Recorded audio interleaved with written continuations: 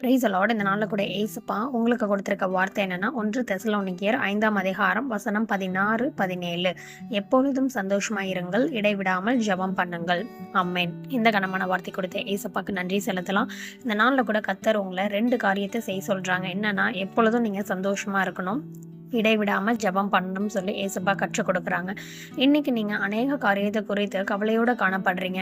நானும் ஏசப்பா கிட்ட ப்ரேயர் பண்றேன், ஆனா என்னோட விண்ணப்பத்தை ஏசப்பா கேட்டாங்களா, ஏன் இன்னும் எனக்கு எதுவுமே நடக்காம இருக்குன்னு சொல்லி நீங்க சோர்ந்து போய் காணப்படுறீங்க. ஆனா ஏசப்பா சொல்றாங்க, நான் உன் ஜெபத்தை கேட்டேன், நீ விட்ட கண்ணீரை நான் பார்த்தேன்னு சொல்லி ஏசப்பா சொல்றாங்க. நிச்சயமா ஏசப்பா உங்களுக்கு அதற்குரிய பதிலை தருவாங்க, அதற்குரிய நீதியை கத்த செய்வேன்னு சொல்லி ஏசப்பா அந்த நாளில் ப்ராமிஸ் பண்றாங்க.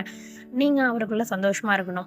ஏசப்பா என் ஜெபத்தை கேட்டிருக்காங்க, நிச்சயமா ஒரு நாள் செய்வாரு. அது எப்ப செய்வாருன்னு தெரியாது, ஆனா நிச்சயம் செய்வாரு அப்படின்ற நம்பிக்கை, விசுவாசம் உங்களுக்குள்ள காணப்படும் போது நீங்க துக்க முகத்தோட காணப்பட மாட்டீங்கன்னு சொல்லி ஏசப்பா அந்த நாள்ல கற்றுக் கொடுக்குறாங்க.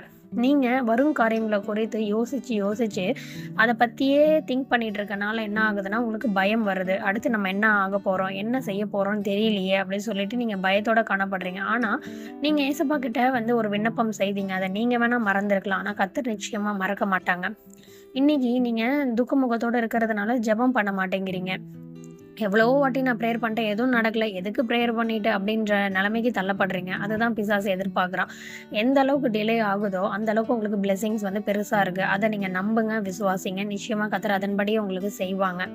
இன்னைக்கு நீங்க முழங்கால் போடுங்க, மறுபடியும் ஏசப்பா கிட்ட போய் பேசுங்க. ஏசப்பா நிச்சயம் நீங்க எனக்காக செய்வீங்க, அது எப்போ செய்வீங்கன்னு தெரியாது, ஆனா நீங்க குறித்த நேரத்துல நீங்க செய்வீங்கன்னு சொல்லி அவரை குறித்து நீங்க விசுவாச வார்த்தைகள் சொல்லும் போது அதை பார்த்து ஏசப்பா ரொம்ப சந்தோஷப்படுவாங்க. என் பிள்ளை என் மேல எவ்வளவு விசுவாசமா இருக்காங்க அப்படின்னு சொல்லி அவர் ரொம்ப உங்களை குறித்து பெருமை பாராட்டுவாரு. இந்த நாள்ல சந்தோஷமா இருங்க, கர்த்தருக்குள்ள எப்பொழுதும் சந்தோஷமா இருங்க.